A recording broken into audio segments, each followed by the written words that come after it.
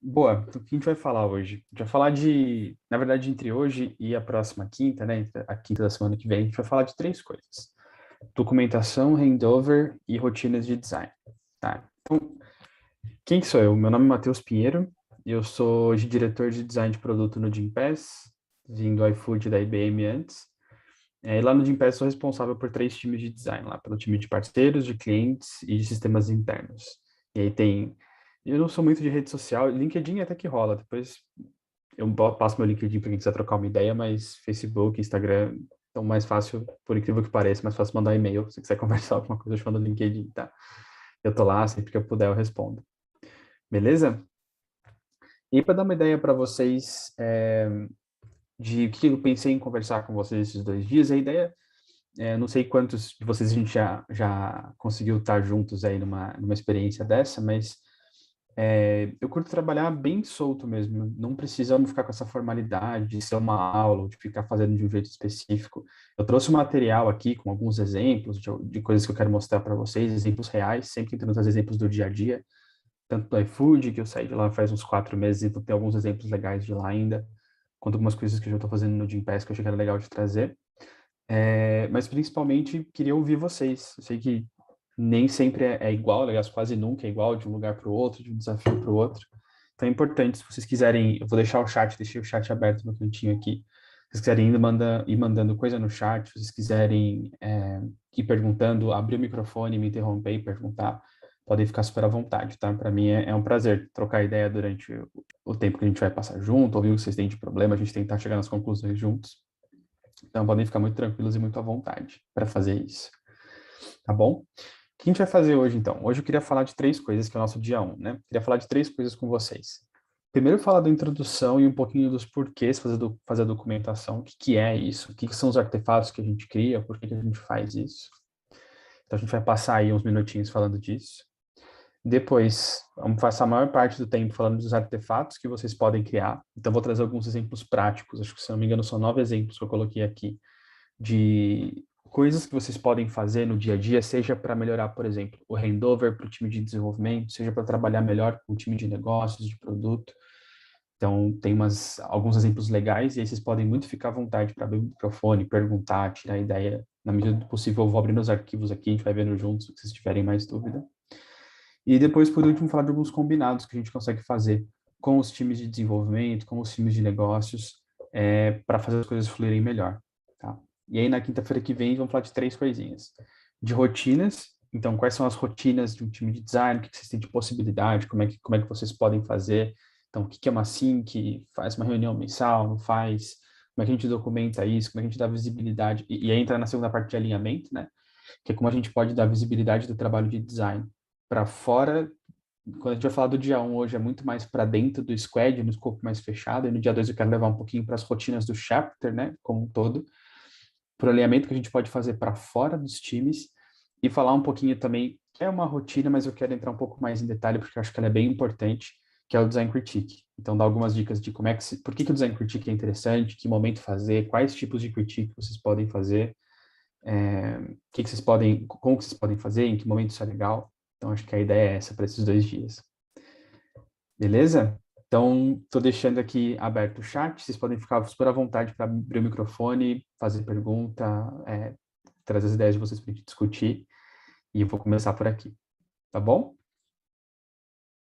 Beleza, vamos lá. Então, de novo, galera, boa noite. Obrigado por estarem aqui comigo para a gente trocar essa ideia. É sempre um prazer enorme estar aqui falando com vocês. Boa. Então, vou falar um pouquinho sobre por que a gente está falando disso, né?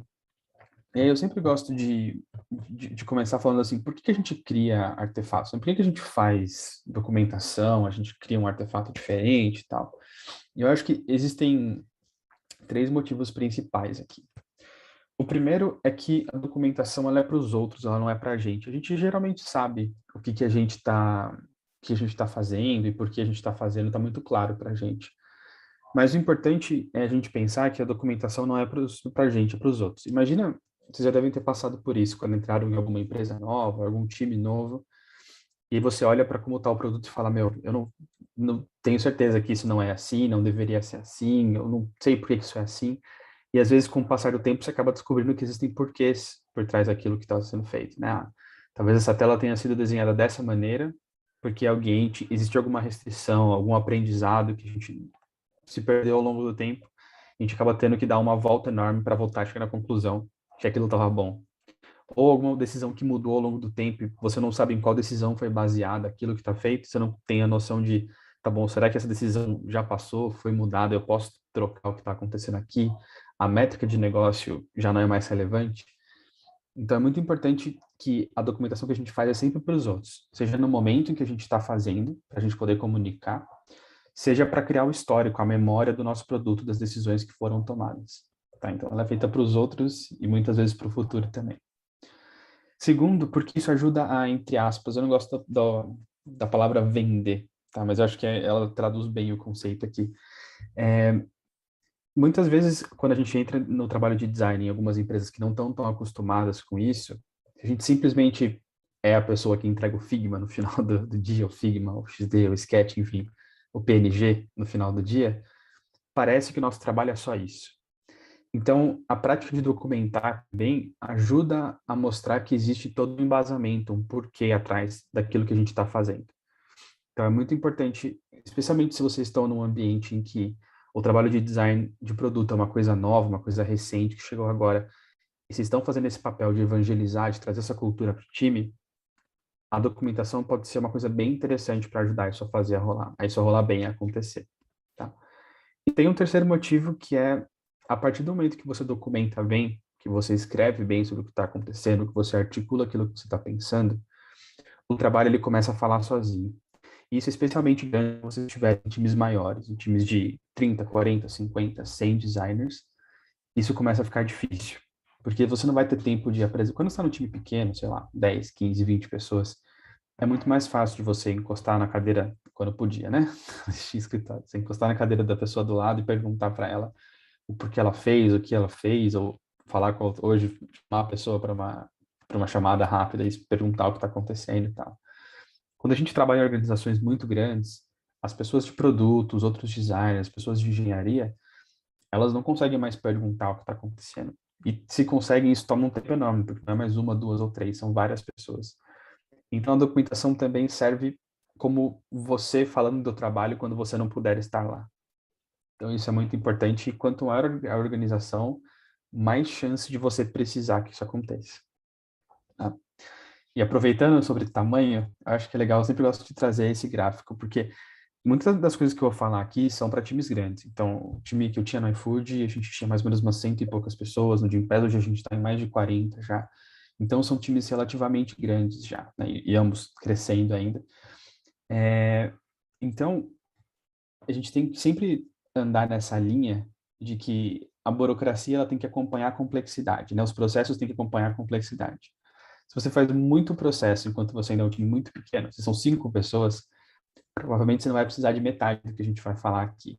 Porque, tá bom, a maioria das coisas você vai conseguir fazer cutucando o ombro da pessoa que está do lado ali, trocando uma ideia e perguntando.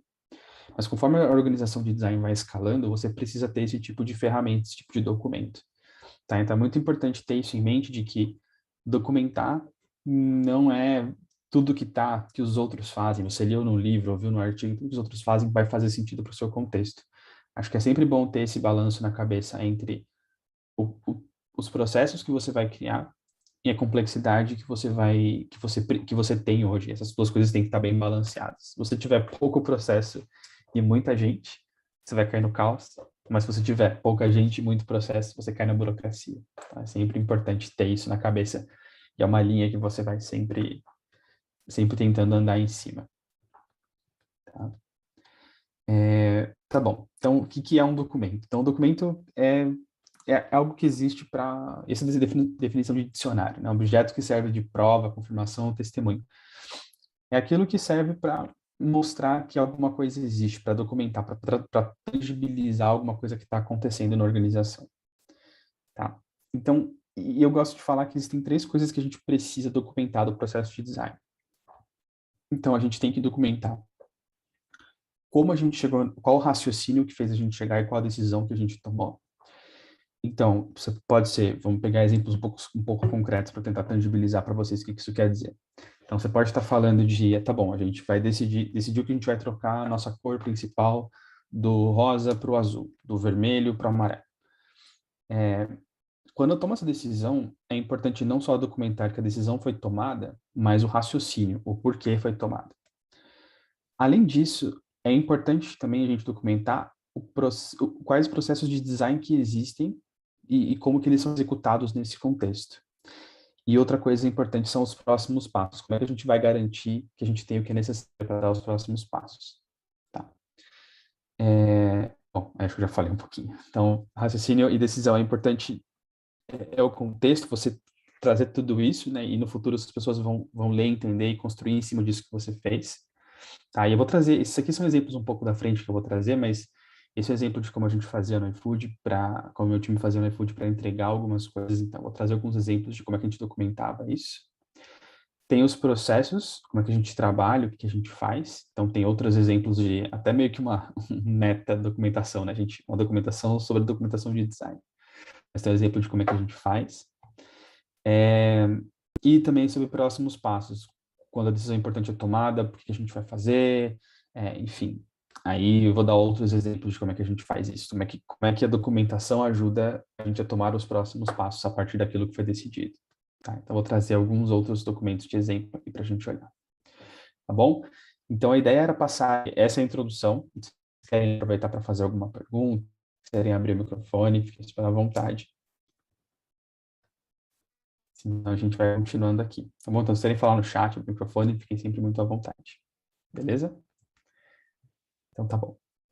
O que é um artefato? O artefato é o documento quando a gente faz ele para alguma coisa, para algum fim. Então, eu vou mostrar para vocês hoje, eu vou trazer como exemplo 9 coisas, 9 tipos diferentes de artefatos que funcionam bem para documentar determinadas coisas, tá? Então, eu vou explicar para vocês esses exemplos práticos de como é que isso aqui funciona no dia a dia, mas a ideia é que vocês consigam ver exatamente e em casos reais como é que cada uma dessas coisas é usada, tá? E aí, a partir de agora, fiquem super à vontade para abrir o microfone e perguntar.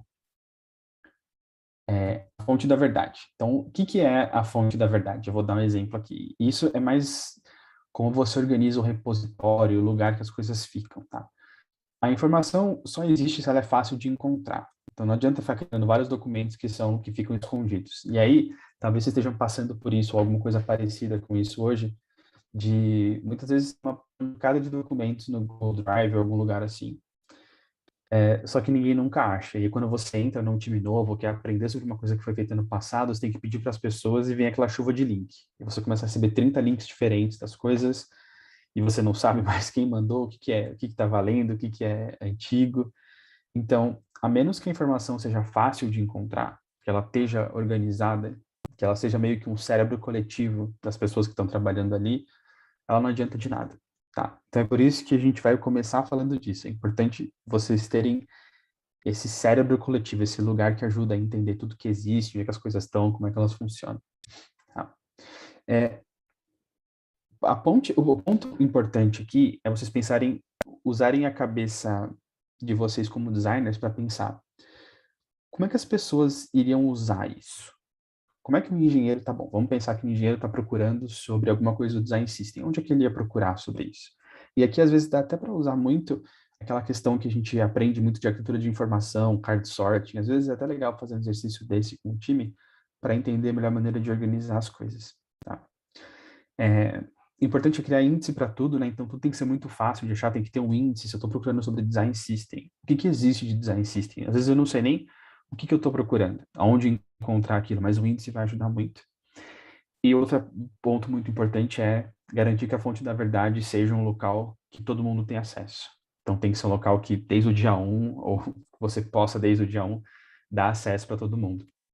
E aí, o exemplo que eu trouxe aqui para a gente olhar é o que eu tinha com o time do iFood, que eu também faço hoje com o time do Gympass, que é o Confluence. Então, muita gente odeia, a gente prefere o Notion, prefere o Coda, prefere outras coisas, mas muitas vezes a gente tem o Confluence meio que por padrão, vem junto com o Gira ali, nas empresas que usam o Gira.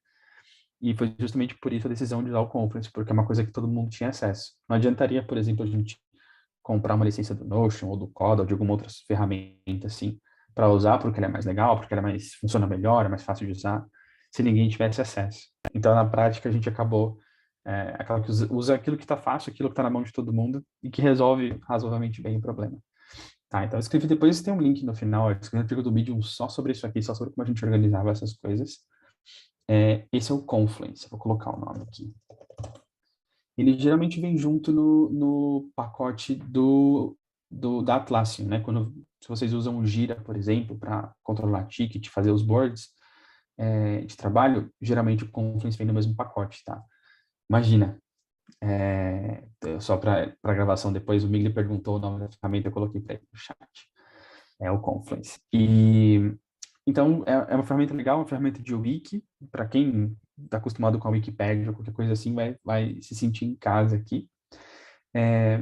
E ali dentro a gente vai, por exemplo, às vezes a gente acaba pegando coisas que estão em outros lugares. Por exemplo, esse aqui é um exemplo de as pesquisas do time de research ficavam numa planilha. Na verdade, a gente só embedou na página do Confluence, tem como você fazer isso, a gente só embedou a planilha lá. Então, na prática mesmo, o documento estava num drive. Só que toda hora que a gente queria achar isso aqui, tinha que pedir para alguém, falar, putz, pede para a pessoa tal, que ela saiba onde está esse documento. Então, a gente, na verdade, só criou um índice ali, deixou fácil de chegar naquilo que a gente queria. Tá? E, por exemplo, a gente coloca outras, então assim, tem tanto a gente embedar coisas que estão de fora, quanto criar conteúdos lá mesmo. Isso aqui, por exemplo, era a nossa regra de organização para o Figma, como a gente organizava os arquivos do Figma, e isso estava dentro. Eu vou chegar mais isso aqui depois em detalhe, mas aqui é muito mais para falar de como a gente fazia para colocar esse tipo de documento no Confluence. Tinha muita coisa explicando como a gente nomeava os arquivos, que páginas a gente criava, para que serve uma capa, enfim.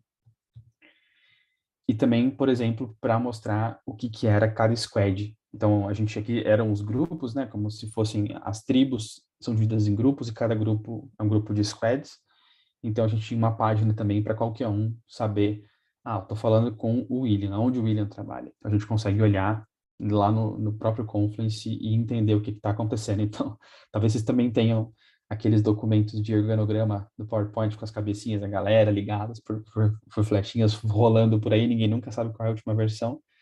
Uma solução legal para isso pode ser fazendo Confluence, e é um documento muito mais perene, né? Não tem várias versões, é uma coisa só. Então você sempre sabe que se você abrir aquele mesmo link toda vez, vai estar sempre atualizado. Tá? Então eu acho que a fonte da verdade, no fim das contas, é isso. Vocês têm que encontrar uma ferramenta que consiga, todo mundo possa usar, que consiga ter esses índices e meio que agregar conteúdo de vários lugares, pegar do Google Sheet, do Google Drive e colocar num lugar só. E que isso ajude a manter as coisas organizadas, todo mundo conseguindo achar o que está lá, tá? Então, não sei qual que vai ser a ferramenta, às vezes pode ser um arquivão do Google Drive, eu já fiz isso também quando a gente não tinha o Confluence, é um arquivão do Google Drive que chamava Index, e tinha tudo lá, a gente se baseava por ele para achar o resto das coisas. Não é tão bom quanto ter um Confluence, por exemplo, mas às vezes funciona, tá? Então, podemos começar simples também, mas o ideal é ter essa fonte da verdade, tá? O segundo são as apresentações e documentos, tá? Então, aqui existem dois tipos de apresentações que vocês vão fazer, as para serem lidas ou para serem vistas. A gente às vezes não percebe isso. As regras principais que a gente vê de fazer a apresentação, por exemplo, de não colocar muito texto nos slides, de fazer de um determinado jeito e tal, são apresentações que são para ser vistas, para você apresentar para uma plateia, ou você vai num evento apresentar e tal. E como vocês estão vendo aqui, por exemplo, esse é o tipo de apresentação que ela é para ser vista e para ser lida. Então, eu quero que vocês possam depois, por exemplo, sem necessidade de eu estar aqui, pegar um documento como esse em PDF e conseguir relembrar alguns tópicos e pegar algumas referências e ler algumas coisas. É por isso que tem bastante texto aqui, tá tudo bem, desde que esse seja a intenção. Tá? Então, tem essa distinção e às vezes vocês vão criar apresentações com muito texto para ser lida mesmo. Tá? As apresentações, elas funcionam muito bem quando existem muitas imagens e coisas para mostrar. Então, por exemplo, quando você está fazendo uma design critique ou quando você está apresentando um fluxo novo para alguém que não conhece.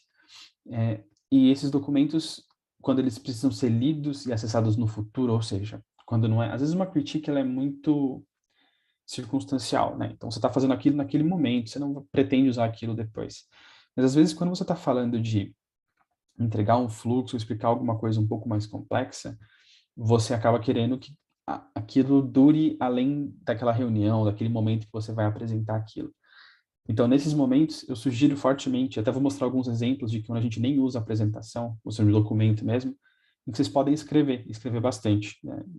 Ainda não inventaram nada melhor do que a escrita para a gente transmitir conhecimento a longo prazo. Tem livros de 300, 500, 1000, 2000 anos atrás que a gente lê até hoje. Então, é um excelente exemplo do porquê escrever e articular os pensamentos com a escrita é um jeito muito bom da gente garantir que as coisas vão sobreviver e vão servir para quem está no futuro. Tá? Então, tem exemplos muito clássicos de apresentação, então essa é uma apresentação, por exemplo, de design critique, de por que a gente faz alguma coisa, quais são as telas que a gente trabalhou e tal. E vocês vão ver que tem pouquíssimo texto, é uma apresentação muito mais visual, porque a pessoa está passando por isso aqui, apresentando e contando o que está acontecendo, e a gente não espera muito que essa apresentação viva além daquele momento. A gente vai acabar a critique e isso aqui vai acabar junto com a critique. A gente vai usar isso aqui para conversar, como material para a gente conversar em cima, tomar as decisões, fazer os feedbacks, mas é um material que não vai viver muito tempo depois disso. Então, vocês vão ver que é muito mais uma tela, um pouquinho de texto ali para a pessoa se basear enquanto está falando, e é isso. Mas tem outros tipos de documento, por exemplo, quando a gente faz a entrega de um fluxo completo, que a gente chamava lá no de Design Delivery, no Gympass a gente chama de PRD, cada lugar vai dar um nome diferente, mas na prática é isso, quando você faz uma entrega final, quando você termina uma feature ou um fluxo, é importante ter essa documentação do que aconteceu. Então, assim, o que era? Qual era o problema que você tinha? Qual era o contexto que isso estava inserido? Como que você explorou aquilo? Por quais etapas você passou? Que método você usou? Você testou? Você fez entrevista? Com quem você fez? E por que fazer tudo isso, assim? Né? Por que você vai se... Você já entendeu que aquilo resolve o problema, é só colocar em produção e vamos embora. Para você de agora, concordo 100%. Mas para uma pessoa nova que entra no time, por exemplo, esse é o tipo de coisa que vale ouro. Ela vai conseguir entrar, então imagina que a pessoa vai trabalhar numa versão 2 da validação de conta bancária no portal do parceiro no iFood, por exemplo. Ela vai conseguir pegar o que a pessoa que fez isso antes fez, entender todas as decisões que foram tomadas, o porquê que evoluiu daquela maneira. E em cima disso evoluir. Ela não precisa fazer 1000 reuniões, ou ficar adivinhando, ou refazer pesquisa, ou refazer um monte de coisa. É muito mais fácil ela simplesmente conseguir ler o que está escrito, entender o racional que a pessoa teve por trás daquilo, e aí sim construir em cima daquilo. Tá? Então é um documento muito legal, e geralmente, nesse caso, é o que eu estava falando de optar por texto, e até nem é uma apresentação. Tem maneiras de fazer isso numa apresentação também, mas nesse caso aqui nem é uma apresentação, é um texto corrido mesmo, e você consegue muito rápido escanear esse documento, tipo, 2, 3 minutos, entender o que está acontecendo e decidir se você quer aprofundar nele ou não. Tá bom? Então, a gente às vezes não dá a atenção devida que um documento de texto bem escrito merece, mas ele é muito, muito importante.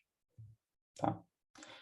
Outra que vocês devem estar um pouquinho cansados de fazer já, mas eu resolvi trazer algumas coisas, talvez algumas vocês já façam, algumas não, tem umas bem novas aqui que lançaram semana passada que eu resolvi trazer um pouquinho para a gente discutir também. Mas principalmente, assim, o que são os arquivos de Figma, né?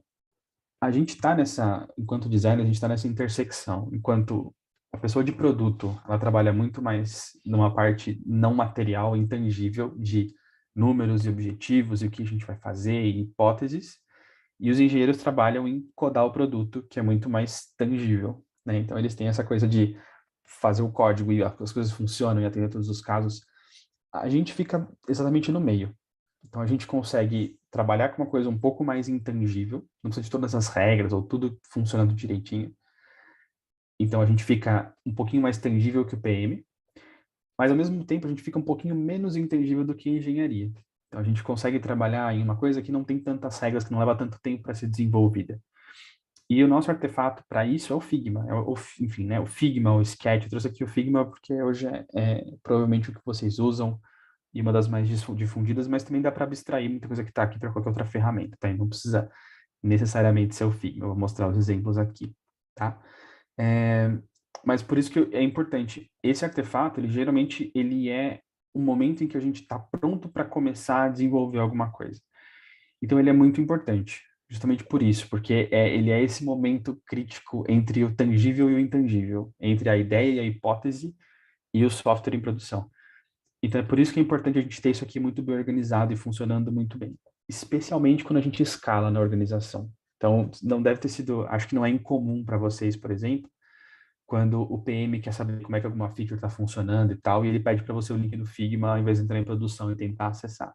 Porque provavelmente no Figma todos os casos estão desenhados. Então, se o PM quer olhar, ou quer pensar, ou quer reapresentar para alguém um caso específico, é mais fácil no Figma olhar do que ir no software de produção e chegar num estado em que você possa olhar a tela daquele jeito. Sei lá, por exemplo, um fluxo de falha de pagamento. Você tem que pegar o cartão de crédito falso, ir lá, colocar, falso, né, de teste, ir lá, colocar, testar, deixar na falha de pagamento para você poder ver o que que é. No Figma, se estiver bem organizado, você só vai no arquivo certo. Mais 2, 3 segundos navegando ali, você chega onde você quer. Tá? Primeira coisa, é importante organizar os arquivos. A gente geralmente trabalha dentro do Figma, esse é o local que a gente fica a maior parte do tempo. Então, é importante que tenha uma diferença entre aquilo que deve ser acessado pelos devs e pelos PMs e aquilo em que os designers estão trabalhando. Tá? Essa distinção ajuda a não virar aquela sensação de que, pô, mas eu nunca sei onde estão as coisas, está tudo sempre mudando, eu não consigo achar nada que eu preciso. Isso ajuda. Tá?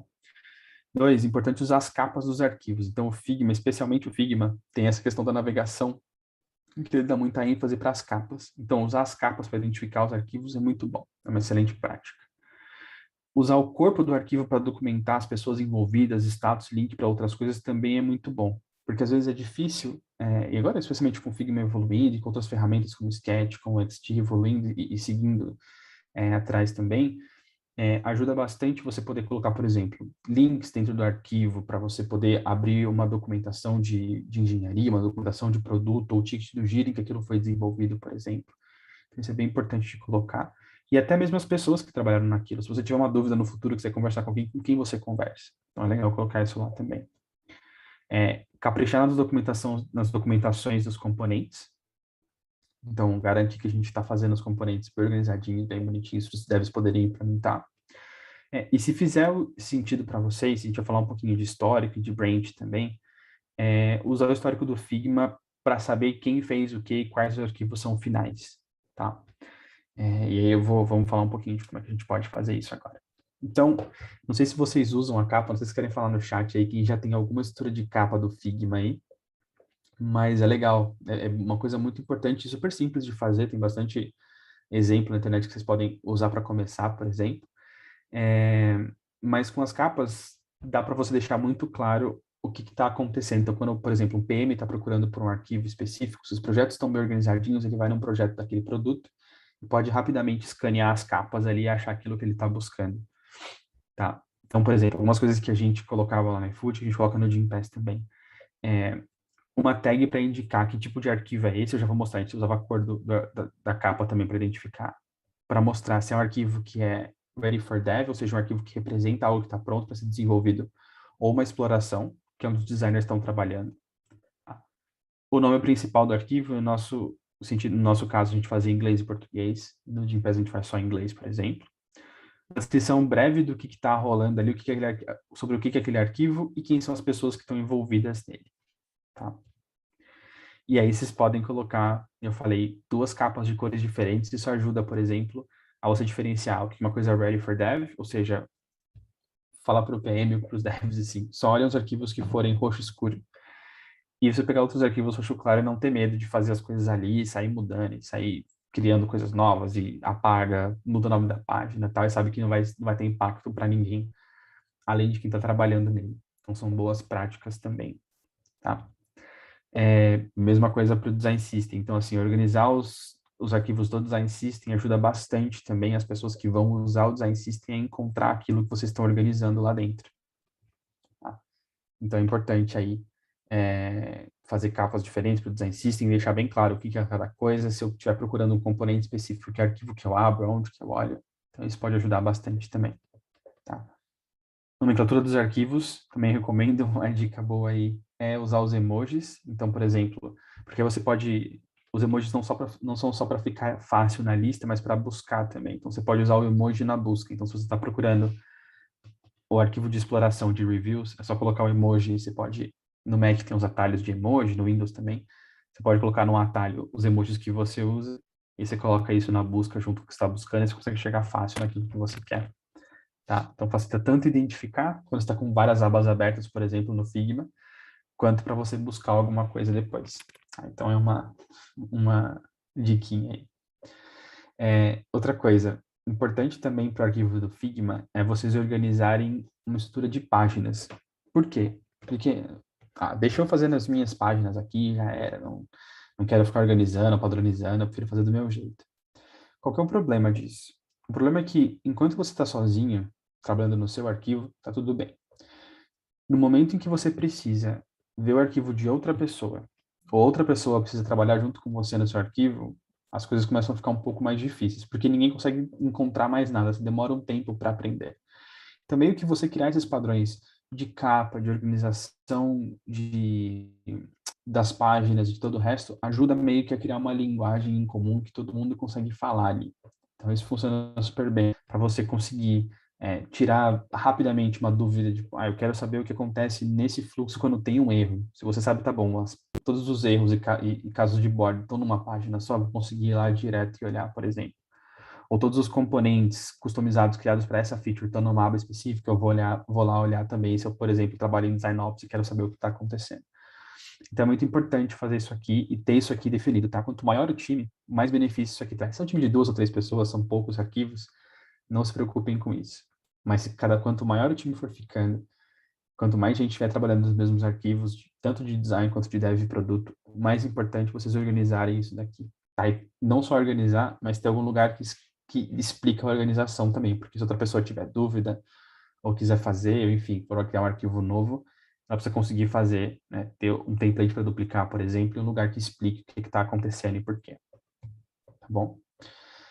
Outra coisa que é legal de usar é as próprias capas dos fluxos. Então, às vezes, quando você tem, por exemplo, muitos fluxos dentro de um mesmo arquivo, por exemplo, você pode ter, imagina que você está numa parte de reviews do aplicativo. E lá você tem tanto a parte de você olhar o dashboard de reviews, quanto de você responder uma review, quanto de você pedir moderação para uma review.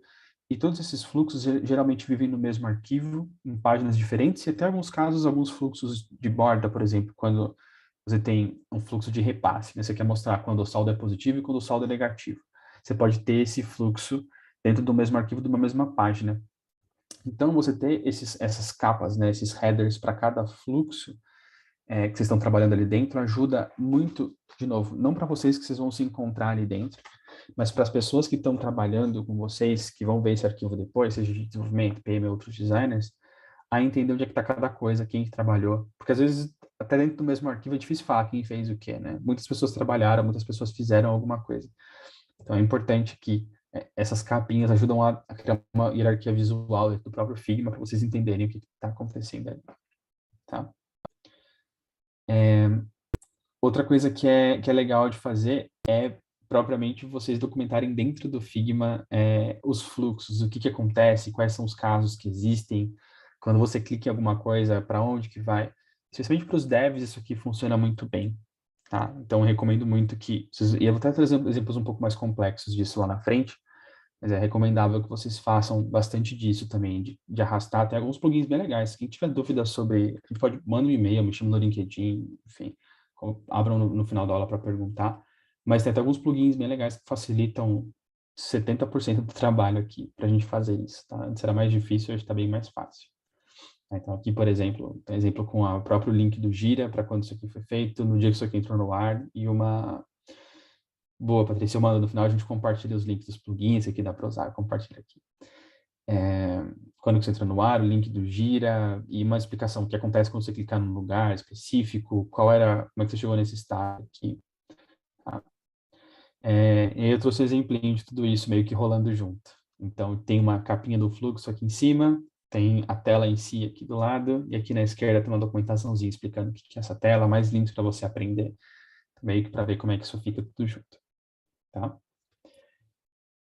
E outra coisa importante de fazer, e esse é um dos que ainda é um pouco dolorido, assim, não, é uma coisa que tem que fazer um pouco manual ainda para entregar, não tem uns plugins que ajudem tanto a fazer isso, mas é vocês documentarem os componentes, especialmente os componentes que vocês estão entregando. Então, não precisa, obviamente, documentar a tela inteira assim, porque senão ficaria muito difícil, mas pegar os componentes que estão aplicados naquele pedaço da página, extrair um exemplo de cada um, por exemplo, e colocar essa documentação dizendo o que é o espaçamento que cada coisa tem ali. Isso geralmente ajuda muito o time de desenvolvimento, especialmente quando eles não conhecem tão bem o Figma. No próprio Figma, o próprio desenvolvedor, ele pode usar o mouse, apertar o Alt e ver o espaçamento entre as coisas e tal, mas nem sempre fica fácil para eles fazerem isso. Então, é legal, muitas vezes, se vocês conseguirem, fica um pouquinho desalinhado esses 8 pixels, eu queria apertar aqui do lado, tá? Depois eu arrumo um slide aqui para mandar para vocês. Mas é legal ter esse tipo de coisa, porque isso ajuda bastante o dev na hora de implementar. Como eles implementam o componente uma vez, depois só trocam os dados que estão por trás, tem uma versão de cada componente explicando como é que ela é implementada, e já funciona super bem, tá? E aí mais um exemplinho de como é que vocês podem documentar os componentes, funciona super bem. Por penúltimo, aquela questão que eu falei um pouquinho de nomear as versões. Então, não sei se vocês já chegaram a usar isso. Se alguém quiser falar um eu aí no chat para falar que já usou e você compartilhar depois a experiência. Mas no Figma e em outras ferramentas, por exemplo, se vocês usam o Sketch, dá para usar o Abstract junto para fazer esse tipo de coisa. Vocês podem usar a própria versão para explicar o histórico daquele arquivo. Então, se você olhar aqui na direita, geralmente o que acontece, né? Então a galera vai fazendo as coisas no arquivo e meio que não nomeia muito não, a gente vai fazendo e vai indo e manda o link para o dev quando está pronto. Qual que é a vantagem de você nomear as coisas? Aqui dá para entender muito mais fácil, por exemplo, se de repente um negócio sumiu ou você quer voltar numa ideia que você trabalhou há um ano atrás, mas de repente ela faz muito sentido agora, se você não nomeou as versões, vai ser um belo de um trabalho para voltar. E quanto maior o arquivo, mais difícil é você olhar uma versão antiga. Então, se você tem arquivos de muitas páginas, especialmente, trabalhem com a nomeação. Isso vai ajudar bastante no futuro. Tá?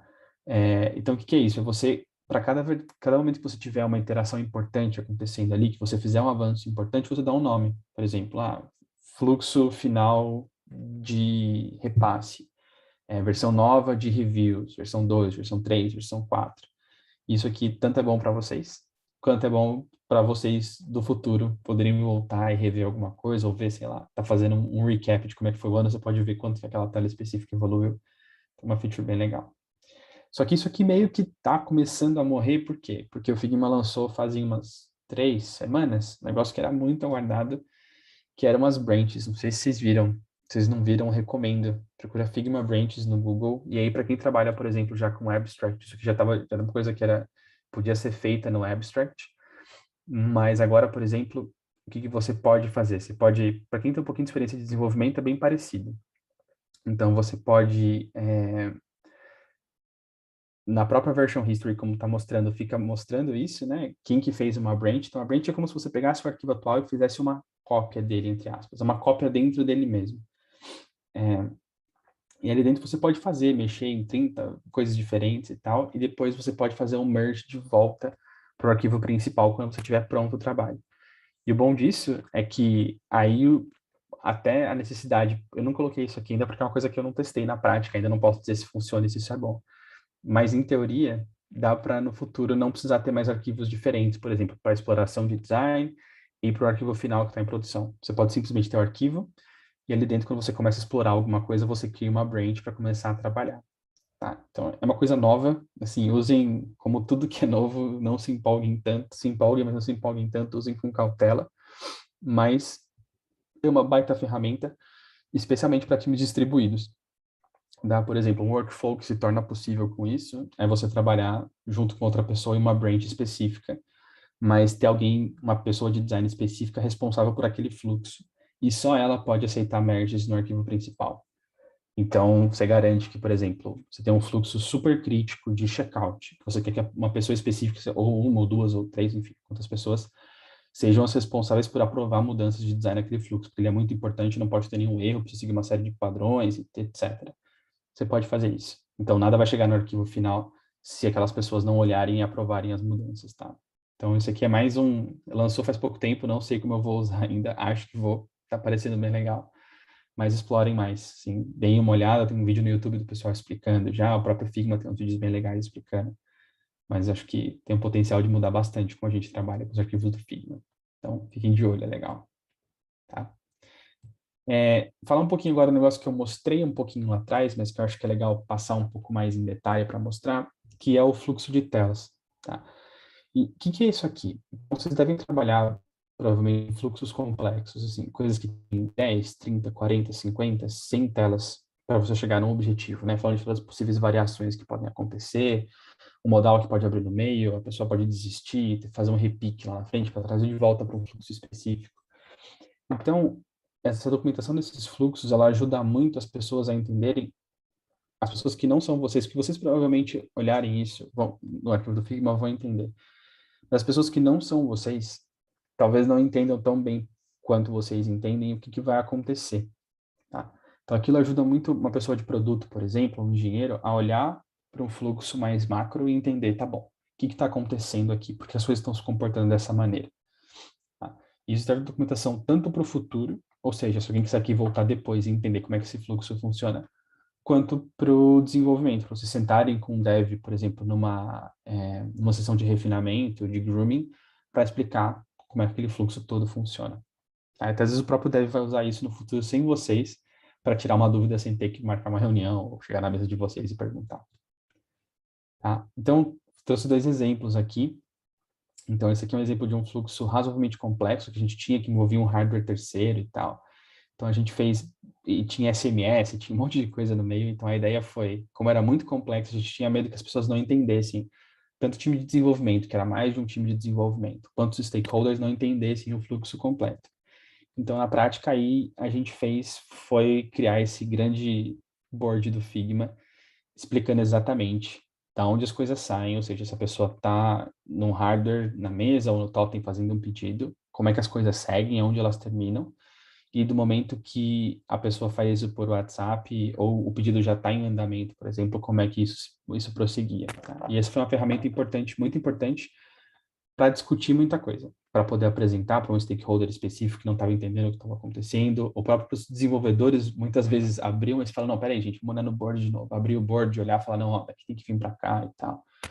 Esse tipo de artefato que funciona muito bem, tá? Esse trouxe ele porque eu acho que ele é um caso bem legal, porque ele envolve plataformas diferentes, SMS no meio e tal. Então, talvez alguns de vocês estejam lidando com algo assim. E tem os casos um pouco mais normais, entre aspas, vocês podem estar um pouco mais acostumados, que é esse caso de você ter simplesmente um fluxo super complexo, mas que acontece na mesma plataforma, no mesmo produto. E esse espaço do fluxo, o que pode acontecer ali. Então, esse é um exemplo de uma jornada específica, então a jornada inteira estava desenhada ali, você podia ver exatamente o que acontece em cada passo, quais são as variações, como é que as coisas podem fazer ali, tá? Protótipos. Vou falar um pouquinho de protótipos, já são 10 para as 8, vou falar um pouquinho de protótipos aqui, e aí a gente para, mas faz uns 5, 10 minutinhos de break, a gente aproveita para fazer umas perguntas, enfim, quando vocês estiverem voltando, depois a gente termina, tá bom? Então a gente vai um pouquinho mais na parte de protótipos aqui, mais uns 10 minutinhos, e aí a gente para fazer um breakzinho, para vocês poderem tomar uma água e ir ao banheiro, tá bom? Boa. Então, o que são os protótipos? Eu não vou chover muito no molhado, porque acho que vocês estão cansados de fazer isso aqui, tá? Mas acho que eu vou mais falar um pouquinho aqui e depois falar mais na prática de como fazer. Então, protótipo é essa documentação funcional, né? Eu tenho uma questão que eu não acho que, na minha experiência, não funciona muito bem você ter só o protótipo, porque às vezes as pessoas querem ter, por exemplo, aquela versão do fluxo um pouco mais ampla para poder olhar, entender o que vem depois do que, o que acontece em cada caso, se eu clicar aqui, se eu clicar ali. Então, nem sempre só o protótipo é bom, mas ele é muito útil, especialmente quando você quer mostrar algum comportamento, quer que a pessoa entenda exatamente o que o usuário vai fazer, tá? Então, acho importante ter aqui. Aqui você pode separar os fluxos e funcionalidades por protótipo. Hoje até está um pouco melhor no Figma, que você pode fazer até fluxos diferentes no mesmo arquivo, né? Antes não podia, agora você pode fazer isso. E tem uma coisa importante que é uma coisa que eu meio que roubei do Ashur, dos tempos que eu usava o Ashur para fazer uns protótipos mais complexos, que às vezes você tem uma questão que quando você clica no botão de próximo, você depende de algum outro estado do produto para você tomar aquela decisão. Vou dar um exemplo prático. Você clica em próximo, só que você depende se a pessoa tem um plano ativo ou não para a tela que você vai mostrar. Muitas vezes fica difícil de deixar isso claro e tal. Então, o que você pode fazer é simplesmente colocar um overlay ali, e é assim que o Ashur fazia, vou mostrar alguns exemplinhos aqui, mas dizendo, tá bom, você clica em próximo, ele mostra um overlay como parte do protótipo, isso é parte do protótipo, e aí escolha o estado que a aplicação está. Existe um plano ativo ou não existe um plano ativo. E isso ajuda bastante, especialmente a entender como é que as coisas funcionam dentro de um protótipo, tá? Então, aí vocês podem, tem esse jeito de fazer, você pode duplicar para cada página específica ter um protótipo, isso te ajuda, por exemplo. E aí, como é que você pode fazer? Você fala assim, peraí, eu vou duplicar 30 vezes a mesma página? Não. O que você faz? Você faz os flows, né, as principais telas ali, você transforma elas em protótipo, aliás, em componente, desculpa, e depois você só reusa esses componentes para montar os protótipos, tá? Isso pode ajudar muitas vezes quando você tem alguns fluxos, vários fluxos complexos no mesmo lugar. Então, isso aqui era uma questão de cadastro e tinha muito fluxo complexo, muita variação. Então, por exemplo, a gente desenhava a tela uma vez, a gente usava ela em vários protótipos e usava até o próprio board do Figma, e aí como a gente colocava as setas entre as coisas e tal, para explicar como é que elas interagiam entre si. Né? Então, você fazer os componentes te ajuda a não ficar fazendo 20 vezes a mesma tela. E se você mudou no lugar, tem que mudar em tudo, é um trabalho. E aí você consegue ainda assim criar boards separados, diferentes, para você conseguir usar elas. Tá? Então, essa é uma dica legal. Então, esse aqui é um exemplo, né? Então, aqui são os flows. Os devs sabiam como dar play no protótipo? Boa pergunta. Sim e não. Aliás, não e sim. Não no começo. Depois a gente fez talvez seja uma coisa legal de fazer assim. Faz um bootcampzinho de Figma para devs, explica como é que funciona para inspecionar as coisas, como é que você pode tirar corda, como é que você dá play, como é que funciona o play. Eles geralmente, depois que a gente explicava essas coisas, e por isso que é bom aquilo que a gente falou um pouquinho no começo, né? Que o Ellen perguntou se os devs sabiam como dar play no protótipo. Por isso que é bom aquilo que a gente falou no começo. Os protótipos todos, aliás, os arquivos do Figma todos, quando eles têm mais ou menos a mesma estrutura, os devs aprendem meio que a usar os arquivos do Figma. Eles sabem que assim, estou procurando um fluxo específico, vou na seção de protótipos e vou procurar para o nome do que eu estou procurando aqui, abrir, e eu sei que vai estar mais ou menos do mesmo jeito para eu poder encontrar. Então, depois de um tempo, quando a gente mantinha o Figma organizado, bem organizadinho, seguindo o padrão que a gente definiu, e falando um pouquinho com os devs, ajudando eles a rampar um pouquinho, entender a ferramenta, depois de um tempo, meio que não tinha muita dúvida e muita discussão. O pessoal conseguia chegar direto e falar, beleza, cheguei direto ali, vou conseguir entender onde é que está, por exemplo, o fluxo de cancelamento. Ele abriu o arquivo de cancelamento, procurava o caso que ele estava olhando na lista de protótipos, clicava e estava lá, documentadinho, o que ele estava esperando direitinho. Então, isso funcionava super bem, tá? Então, acho que respondendo assim, não no começo, mas quando a gente organizou bem, os devs começaram a usar e perguntar e a gente conversar mais com eles, funcionou muito melhor, melhora bastante. Então, não vale já.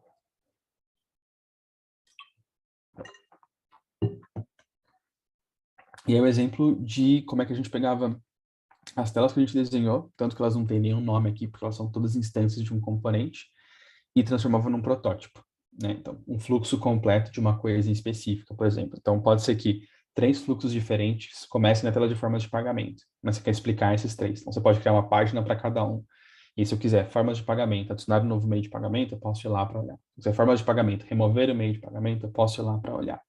Então, isso ajuda, dá um pouco mais de trabalho para o designer, não vou mentir, tá?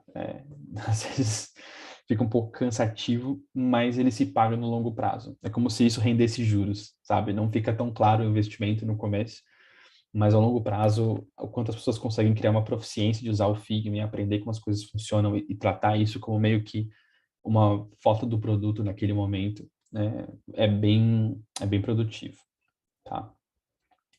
Então, usem e abusem dos overlays. E mais uma coisinha que saiu agora, saiu os Interactive Components, acho que foi quarta-feira, terça-feira, no Figma também. Então, usem e abusem dos Interactive Components. A gente soltou fogos aqui, a gente investiu um projeto específico, a gente conseguiu deletar uns, sei lá, 150, 200 frames de um fluxo, assim, sem sacanagem, não estou exagerando o número, assim, dá para deletar. A gente estava usando beta antes, a gente conseguiu deletar, tipo, 100, 100 e poucos frames, porque você consegue gerenciar estados muito melhor.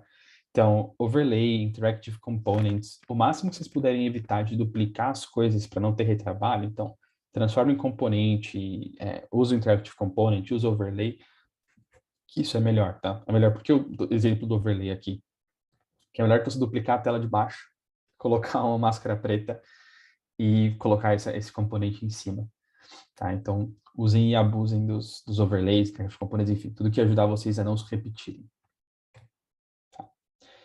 É, usar, para coisas como navegação, por exemplo, usar um master component. Então, eu sei que parece besteira, mas às vezes a navegação vai evoluindo, a gente vai fazendo, copia de um arquivo para o outro e tal. Então, sempre que vocês puderem ter um arquivo de master components para um produto, por exemplo. E até na aula de design system vocês falaram um pouco, vai ter uma aula depois para falar um pouco mais sobre isso, como é que você arquiteta esses arquivos para eles conversarem entre si, né? Meio que tem um arquivo de design system em cima, que ele informa com os tokens e tudo, um arquivo do produto embaixo, que ele vai ter coisas mais específicas, como navegação, ícones específicos e tal, que aí sim você vai usar nas features. Então, até isso é importante de pensar, especialmente se vocês puderem usar esses master components para conseguir, por exemplo, fazer navegação e tal, ajuda bastante. Tá? De novo, quando tem, esse é um exemplinho do overlay, então assim, quando você dá um play no protótipo, se você tem mais de uma versão, você pode colocar um overlayzinho, você pode colocar isso no meio, por exemplo, você clicou no botão específico e tem uma ação ali que depende de um estado, você pode colocar ali, mas você pode usar essas opções. É que hoje o Figma evoluiu, já tem a questão de você poder ter mais de um protótipo na mesma, a decisão de protótipo ali na esquerda, então ajuda um pouco mais, mas ainda são opções boas, tá? Esse overlayzinho, especialmente no meio do fluxo, ele é bem útil. É, bom, e aí quando você usa as duas coisas junto, fica muito mais fácil. Tá, então vocês podem usar, né, esse overlayzinho aqui para você escolher como se fosse um overlay como parte do produto. Você pode tomar essa decisão no meio do fluxo de, tá, cliquei no botão de novo, mas depende de se eu tinha um plano ativo ou não. E aí você toma essa decisão lá. Beleza? Então, batemos na marca aí. São 7h57. Eu acho que agora vale a pena, vamos parar. Aí uns 5, 10 minutinhos, eu pegar uma água só e eu volto. Então, um tempinho para vocês. A gente volta aí umas 8h07, 8h10, para vocês poderem pegar uma água no banheiro. E aí a gente volta. E aí eu vou só pegar uma água e voltar aqui. Então, se alguém tiver pergunta, quiser trocar uma ideia, eu fico aqui para a gente conversar um pouquinho. Tá bom? Então, vamos lá aí. Então, 8h07, a gente está de volta aqui para continuar, então. Valeu. A gente já volta.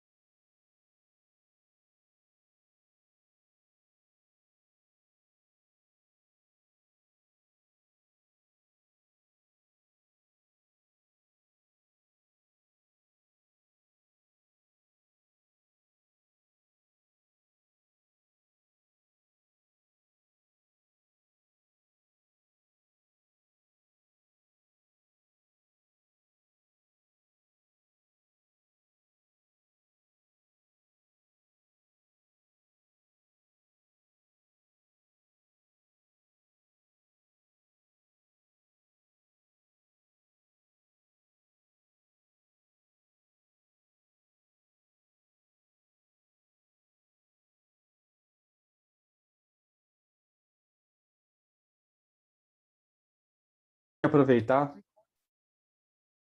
Boa, valeu, Chiquinho. Alguém quer aproveitar para fazer uma pergunta, fazer um comentário, voltar para alguma coisa aqui?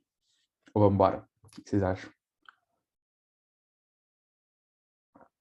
Boa pergunta da Gimene, não tenho boas práticas de documentação. Gimene, concordo, mas também eu não sei se dá para existir, assim, sabe, um guia, meio que uma receita de bolo que você pode aplicar ali, sabe? Então, por isso que eu acho que sim e não. Sim, não tem, a gente fala pouco sobre isso, uma coisa que a gente fala pouco da documentação de design. Então, acho que esse realmente é um problema que a gente tem na comunidade.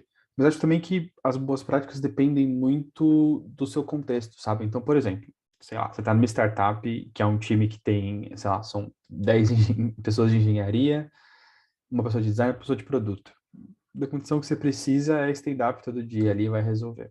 Você está num time com 50 pessoas de design, 50 pessoas de produto, 400 engenheiros. Fica bem diferente. Então, acho que depende bastante, sabe? Então, mas assim, eu acho que por isso que esse material é legal. Eu procurei trazer exemplos bem práticos para vocês, pelo menos eu acho que é legal, né? Não sei se vocês estão achando. Mas procurei trazer exemplos bem práticos, assim, do dia a dia, das coisas que a gente usa, justamente para poder compartilhar um pouco desse conhecimento, assim, de o que que rola de verdade nos times, assim, que a gente usa de documentação. Quando o time está grande, com 50 designers, 300, 400 dias, o que que acontece? Como é que a gente faz na prática, no dia a dia? Então, por isso que eu resolvi trazer esse material em específico aqui com os exemplos, porque eu acho que eles trazem um pouco desse insight, assim, mas na prática, é, acho que você vai fazer montar a caixa de ferramenta tá lá. Você vai escolher se você vai usar um martelo, uma chave de fenda, uma chave Phillips, vai depender de você e do contexto que você tá. Mas que a gente precisa falar mais, documentar mais, falar do que existe para a gente saber que ferramentas existem, né? Porque se você só tem um martelo, tudo é prego. Então, se você sabe as ferramentas que existem, o que que você pode usar, como é que você pode fazer, eu acho que fica muito mais fácil mesmo. Tá? Então, acho que é mais ou menos por aí. E, Valmir, dá para se comunicar bem com os devs mesmo não manjando de front-end? Olha, talvez a pergunta mais polêmica dos últimos 15 anos que eu trabalho com isso que eu ouvi, que acho que não tem uma resposta. Desculpa não estar sendo muito assertivo sim ou não nas respostas aqui, mas eu não sei se tem uma resposta sim ou não. Ó, eu vou da minha experiência, assim, eu manjo um pouco de front, eu programei durante um tempo, antes de virar designer, eu trabalhei numa agência de web agência de web, né, sei lá, 15, 16 anos atrás, quando isso existia ainda. E eu comecei fazendo isso, né, fazendo um pouquinho de PHP ali, mas muito mais HTML, CSS e o próprio Photoshop também, que era designer de front-end. E essa é uma experiência que me ajuda até hoje, assim. Então, ter noção básica de front-end te ajuda, mas não saber não é um empecilho para você falar com eles. A mesma coisa se a gente fizer uma analogia para outra coisa, para tentar ajudar um pouco assim. Dá para você ser designer gráfico e não saber como o papel é feito? Dá. Mas eu trabalhei em gráfica, por isso que essa analogia faz sentido para mim. Talvez se não fizer para vocês, vocês me falam, a gente busca outras, mas é, você saber como o papel é feito te ajuda a saber se, por exemplo, aquele papel é mais poroso ou não, se ele aguenta mais tinta ou não, se numa impressora laser ele vai ficar bom, se numa impressora jato de tinta ele vai ficar bom, ele vai enrugar. Então, você conhecer a matéria daquilo que você está trabalhando, seja o front-end, o papel, enfim, para um arquiteto saber dos materiais, você pode usar concreto, você pode usar cimento, você não pode, sempre ajuda. Mas não acho que dá para ter expectativa de ser um front-end excelente e um designer excelente. São áreas muito complexas para você aprender as duas coisas. Então, a minha dica é não deixe isso ser um empecilho para você ir numa discussão, começar a trabalhar com isso de jeito nenhum. Começa. Você não precisa saber front-end para poder trabalhar como designer.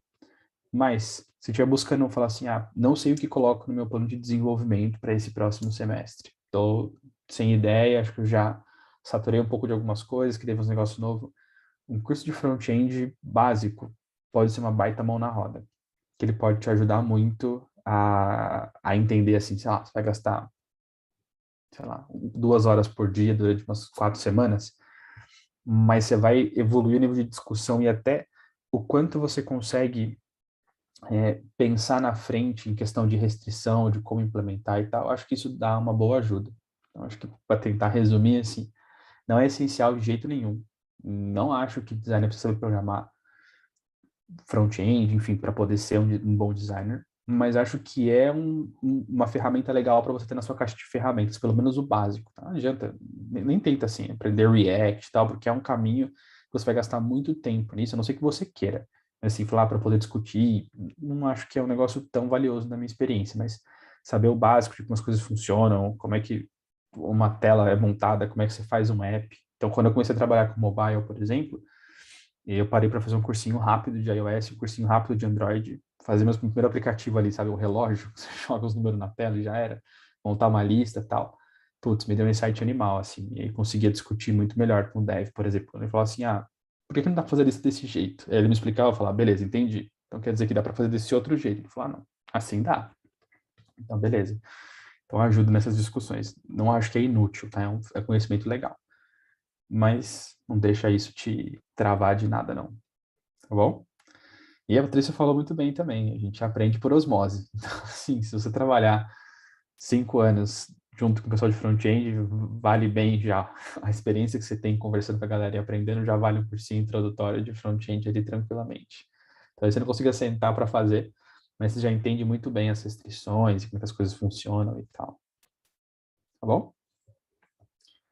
Boa. Vamos voltar aqui então. retomando dos artefatos, a gente falou um pouquinho de protótipo, e eu vou trazer, aliás, né, antes de eu continuar, alguém tem alguma pergunta aí? Quer aproveitar para fazer mais alguma pergunta, levantar alguma coisa?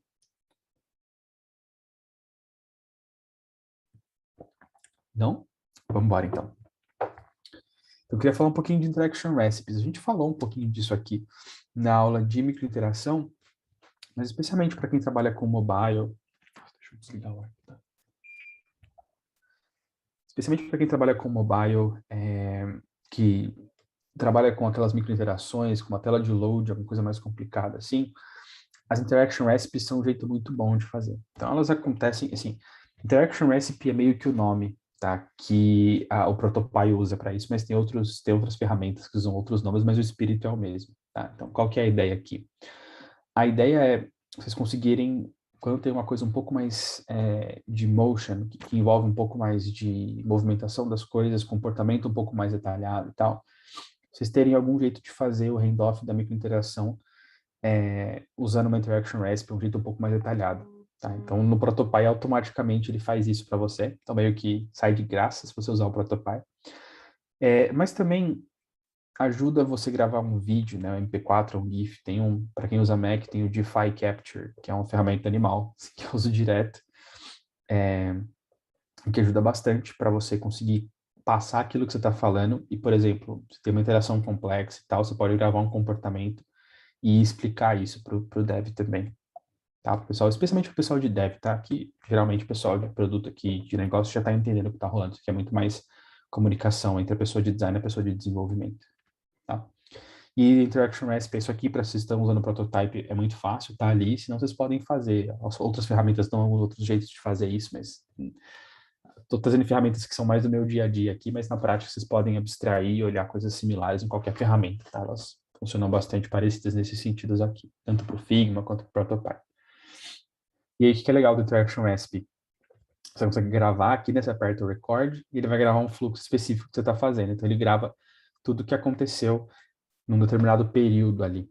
Então, se você clicou, se um elemento se moveu, quanto que ele se moveu, foi uma escala, em que ponto ele estava ancorado, qual que é a proporção, quais são as variáveis que foram mudadas. Então, funciona super bem. Tá? Então, tem mais 3 agora. Sétimo, documentação final. O que é isso? Um pouquinho que eu mostrei um pouquinho lá atrás. E aqui, geralmente, quando você termina uma feature ou um processo de discovery muito longo que acabou chegando numa decisão específica, ou um projeto de design que você começou, que estava explorando alguma coisa e não deu certo, são coisas que é importante documentar também para a gente ter essa memória do que a gente já fez e não deu certo, que a gente não fazer de novo sabendo que não vai dar certo. Então, é importante ter esse documento porque eles traduzem as decisões de design em uma coisa que pode ser lido e interpretado de duas maneiras. Sem você estarem perto e por outras pessoas no futuro. Até mesmo por vocês. Então, sem vocês estarem presentes, por quê? Porque às vezes, especialmente quanto maior a organização, como a gente falou no começo, essas coisas começam a ir um pouco além do que vocês podem apresentar e falar. Então, a documentação final ajuda uma pessoa de qualquer área, seja de negócios, mesmo de produto, mas de outra tribo, ou outro contexto diferente de vocês, a entender o que está sendo feito ali. Tá? Então, é uma coisa super importante mesmo, acho que vale super a pena investir tempo e fazer.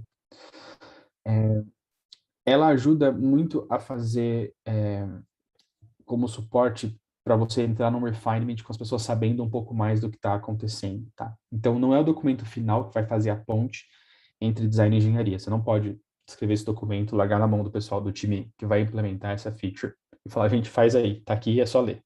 Isso não funciona.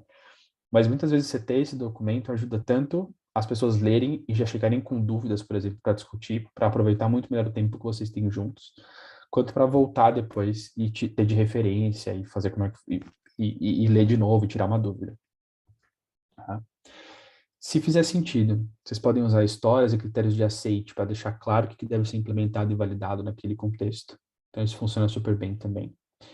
E coloquem link para tudo aqui. Então, é meio que a gente falou da fonte da verdade no começo para tudo, né? Esse documento aqui, ele meio que tem que ser a fonte da verdade para aquele contexto, para o que foi feito ali. Então, o link para o documento, no documento final, para os assets, para o Figma e tal. E quando vocês jogarem isso para dentro do ferramenta de desenvolvimento que vocês tenham, pode ser o Gira, o Clubhouse, qualquer uma delas, o Trello, sei lá. colocar o link lá de volta para esse documento. Tanto no documento para o que está sendo desenvolvido, quanto de lá para cá. Por quê? Uma pessoa de outra área que vai abrir o Gira e falar, peraí, por que vocês estão fazendo isso aqui? Então fica muito mais fácil dela conseguir. Vocês veem que nesses casos o meu exemplo vai muito mais com pessoas de outras áreas e tal, porque geralmente isso aqui é muito mais útil em organizações maiores, tá? Então, para organizações menores talvez não precise ser tão complexo, ter tanta coisa, tantos links e tal.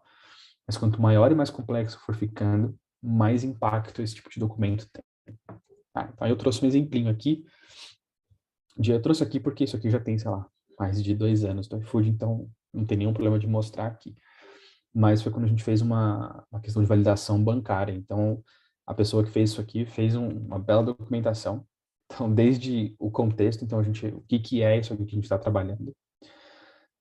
E aí começar a descrever um pouquinho do problema ali, né? Qual que é o problema que a gente está trabalhando, por que que ele acontece, qual que é a hipótese que a gente tem, por que a gente está fazendo isso. Do discovery que foi feito, tanto dos papos que a pessoa fez, quanto que ela conversou, que ela pegou de informação, até quando ela começou a idear. Então, assim, tá bom, quais ideias que eu tenho para isso e quais as conclusões que eu cheguei. O que que tem de novo? Tá bom, eu fiz tudo isso e eu cheguei numa conclusão de que eu devo fazer o quê? A pessoa falou, eu fiz uma mudança nessa tela por conta disso, fiz uma mudança naquela tela por conta daquilo. E como que eu entreguei isso? Ah, tá aqui, eu detalhei os cenários assim, tá nesses arquivos aqui. Então, esse é o tipo de coisa que ajuda muito, muito, muito.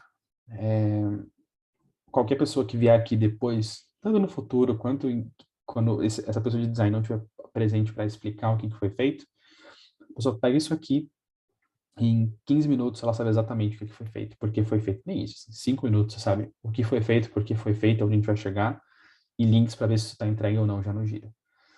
Então, esse é o tipo de coisa que não leva tanto tempo. Vocês veem que não é um documento grande, só sei lá, leva o quê? 2 horas para escrever isso aqui, mas que tem um valor para quando você não está presente para o futuro imenso. Então, vale muito a pena fazer. Tá?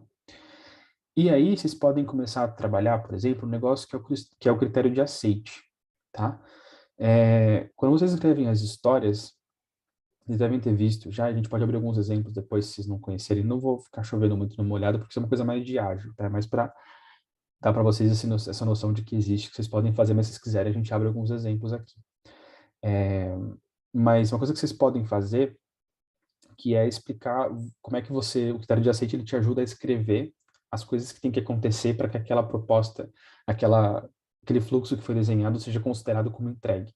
Então, o definition of done, geralmente, a gente vai falar um pouquinho disso daqui a pouquinho também, mas garante que todos os critérios de aceite estejam passando, tá? Então, tá. Penúltimo documento, artefato que a gente vai falar, que é um documento de estratégia e visão de produto. Então, talvez vocês tenham se deparado já com esse caso de assim, a gente vai trabalhar uma visão de produto, vamos fazer uma estratégia para o ano que vem e tal. E às vezes vocês não têm muita, fala, tá bom, o que isso quer dizer? Como é que eu vou fazer isso? Às vezes você não sabe muito bem nem por onde começar. Como é que você começa a desenvolver aquilo? Por onde você começa? Que tipo de documento você faz? Você faz uma tela super bem definida ou não faz? O que isso ajuda? O que isso não ajuda? Para que isso aqui vai ser usado? Eu nem entendo muito bem porque me pediram isso. Então, a minha ideia aqui é trazer para vocês a minha experiência com isso. Claro que não é a única, tá? Tem muitas outras visões sobre isso, mas trazer a minha perspectiva e como é que eu acho que vocês podem fazer para resolver isso aqui rápido e sem sofrer muito. Então, quando você está trabalhando nisso, que é documentar um trabalho de visão de produto de estratégia, tem duas coisas que vão ser importantes, os vision types e os documentos. Eu vou explicar o que eles são. O vision type, ele é como se, ele não é um wireframe, mas também não é uma tela final, ele é como se ele ficasse no meio das duas coisas. Ele tem uma definição suficiente para que as pessoas que estão olhando para aquilo entendam que ele é mais do que um wireframe, que já é uma coisa um pouco mais concreta, mas as pessoas também não podem se prender no detalhe. Ah, mas essa cor não ficou boa e tal. Então, eles têm muito mais o propósito de exemplificar uma interação específica ou um conceito específico. Tá? E aí, quando você tem isso na mão, você vai criar uma apresentação para contar essa história e para evangelizar essa visão de produto, seja para o time, seja para os executivos, seja para os stakeholders de outra área da empresa, quem for. Ah, mas é importante ter... tudo se conecta a partir da história que você vai contar. Mas sempre começa nos vision types, né, no que você quer fazer. Então, o exemplo de Vision Type é isso aqui. Outro que também posso colocar aqui, porque é um negócio que está no ar já, que é o iFood Indoor, iFood na mesa, que já lançou faz acho que um ano e tal. Então, confortável de trazer aqui para vocês verem. Mas é como começou. Então, isso é um Vision Type. Assim, são telas super simples de como é que as coisas seriam. Vocês veem que não tem muita cor, não tem muito, às vezes não tem muita explicação, assim, o que seria o segundo step do preparo ali? Não sei, não me interessa. O que interessa é você entender que existe uma tela de um status de preparo quando você está fazendo um pedido na mesa. Mesma coisa assim, mas o que acontece se não tiver nenhuma história ali quando você quer conhecer mais para o restaurante? Não sei, não é esse momento. Só quero que você saiba que existe um espaço para você poder, para que o restaurante possa criar conteúdo e colocar aqui, por exemplo.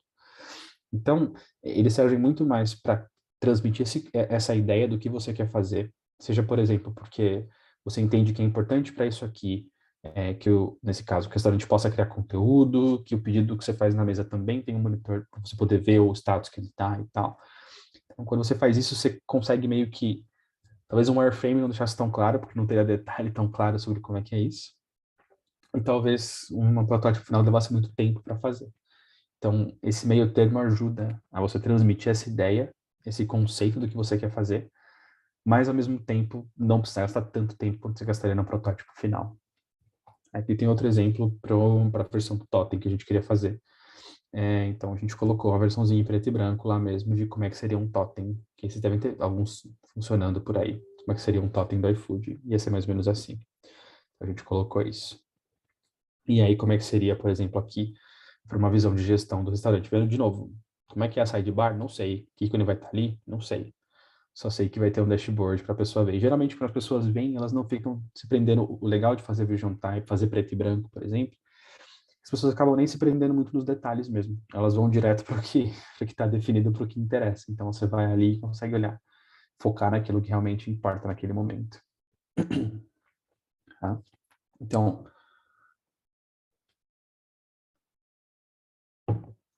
como é que começa? Geralmente, dado que a gente tem essa noção do que a gente quer fazer, então sempre começa nisso, assim, a gente tem ideia dessas features, de como a gente faria isso, como a gente faria aquilo e tal. A gente começa a explorar a partir daí, faz um volume grande de vision types, para entender até mesmo o que a gente quer daquele produto. No momento que isso está um pouco mais claro para a gente começa a fazer uma narrativa para explicar isso, porque o cérebro do ser humano, né, o Homo sapiens, ele é todo feito para trabalhar com histórias. A gente sempre busca uma linha narrativa nas coisas. Por isso que uma das disciplinas que várias pessoas acabam indo buscar quando querem aprender a apresentar melhor e fazer documentos melhores é o storytelling. Então, justamente ao usar esse poder que as histórias têm, né, como isso é importante para a gente, quanto Homo sapiens, e falar, beleza, então, se contar uma história é um bom jeito de fazer as pessoas entenderem algo e convencê-las de alguma coisa, vamos contar uma história. Então, a ideia da apresentação, especialmente quando a gente fala de estratégia e visão, é muito mais uma história. Você pode, claro, colocar números e colocar as coisas, você não só pode como deve. Mas se você focar muito nisso, quando a gente fala de estratégia e visão, é uma coisa muito a longo prazo. Então, isso fica um pouco difícil até depois as pessoas entenderem o que está acontecendo, elas se perdem. Você falando de número, mas está falando de daqui 2 anos, esse número nem faz sentido. Então, você traçar como fio condutor disso uma história é muito mais fácil. Aí foi assim, geralmente começa um documento de texto com, sei lá, 24 pessoas editando e dando feedback uma para outra. Eu deixei aqui os documentos originais para vocês poderem depois olhar, entender melhor como é que essas coisas funcionam, se vocês têm curiosidade ou não sobre isso. Mas na prática, o que a gente fez depois, a gente transformou numa jornada. Então a gente pensou, tá bom, vamos pensar na perspectiva desse produto, como é que é uma jornada. Então, onde ela começa, então as pessoas querem escolher onde comer, depois é importante que o restaurante faça o marketing para as pessoas saberem que ele existe. Então, elas querem comer, descobrem um restaurante, vão lá, a pessoa chegou lá, tem um novo jeito de pedir. Quando ela pede, a gente mostra que a operação é mais eficiente assim do que se fosse um pedido tirado por uma notinha, por exemplo. A gente mostra que como a gente tem isso agora dentro, a gente consegue trazer uma inteligência de dados muito maior e com essa inteligência de dados a gente consegue fazer um planejamento e um forecast muito maior. Então, dá para ver que é bem diferente do que começa, né? Começa com muito mais coisa, muito mais no brainstorming, e depois a gente geralmente reduz. E aqui é aquela regrinha básica, né? Dos 5 mais ou menos 2, para o pessoal conseguir manter na cabeça durante o tempo inteiro, tá? Então, Esse é mais um exemplinho. E aí, quando a gente transformou numa apresentação mesmo, a gente, aí sim, né, começa a articular um pouco melhor isso e colocar as telas na apresentação e tal. E mostra como é que isso fica no fim do dia. Mas acho que essa é a ideia de, quando vocês estiverem trabalhando com a visão de produto e com estratégia, eu acho que essa é uma boa tática. Então, vocês podem trabalhar com isso de criar, né, trabalhar com os vision types, para não ter que se aprofundar muito no detalhe e conseguir fazer bastante coisa rápido. Criar um fio condutor, uma história que traduz tudo ali, e depois juntar as duas coisas. Tanto os vision types que vocês fizeram, com as histórias que vocês criaram ali, e continuar e transformar isso numa visão que vocês conseguem apresentar em, sei lá, meia hora e as pessoas entenderem exatamente para onde vocês estão indo e por quê. Então, é um baita documento legal, usei várias vezes para várias coisas, ele sempre funciona muito bem, tá? E por último, um negócio que eu sempre fiz, mas não tinha nome, e aí, 21 de setembro, um mês atrás, a Julie, para quem não conhece, essa é uma das pessoas favoritas para seguir. Leiam tudo que ela escreva, sigam ela no Twitter, assim, façam tudo, porque ela é uma das designers mais fantásticas que eu acho que estão no mercado hoje. Assim, tem um pragmatismo inacreditável de bom. E muitas vezes vocês vão acabar, vocês estão travados num problema, por exemplo.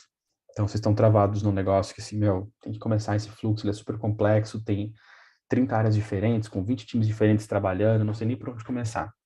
E ela dá uma ideia de uma coisa que eu gosto muito de fazer, que é strawman em inglês, espantalho, né? Então, faz um espantalho, assim, uma coisa que parece uma pessoa, mas não é nem de longe uma pessoa, coisa que parece um produto, mas não é nem de longe. Então, coloca o timer de 2, 1, 3 horas, faça o melhor que você puder e compartilhe com o time. Por que fazer isso? Por dois motivos. Se você tiver acertado, que é 70% ou mais naquilo que é esperado, você vai conseguir sugestões melhores de o que você pode melhorar, onde é que está indo de bom, de ruim e tal, e conseguir. Se estiver ruim, você vai ver um monte de gente discordando de você e te dizendo o que você deveria fazer e dando a proposta alternativa dele. Então aí você pode usar isso, trabalhar em cima da sua, bota mais 2 horas e evolui em cima, tá? Então isso aqui geralmente quando você tem um problema difícil, uma coisa muito apertada para fazer, é um jeito muito bom de fazer. Um exemplo bem prático. Aliás, como é que vocês podem fazer isso? Vou deixar depois. Esse aqui é um kitzinho de wireframe que eu fiz para ajudar com essas coisas, então eu compartilho com vocês se vocês quiserem. Então, quando eu tenho que fazer no Figma, é uma coisa que precisa de um pouquinho mais de detalhe. Eu uso esse kit de wireframe. Ou, e é o que eu tenho feito mais ultimamente, fazendo Miro mesmo, com um monte de gente, muitas vezes até os devs ajudando. Então, vou trazer um exemplinho que eu fiz essa semana com o time. A gente está trabalhando num negócio que não é segredo nenhum, é um fluxo de cancelamento, uma coisa super simples, mas que a gente, assim, estava tirado da cartola e a gente tinha, sei lá, a gente descobriu que tinha que fazer isso na sexta-feira e precisava revisar isso na quarta. Então, a gente meio que, assim, saiu de não saber o que que era para ter que poder revisar alguma coisa e conversar sobre em 3 dias. Falei, beleza.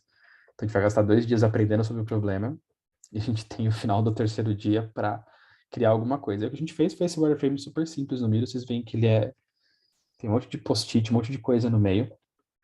Explica como as coisas funcionam, se eu chegar um e-mail, se não ir, enfim.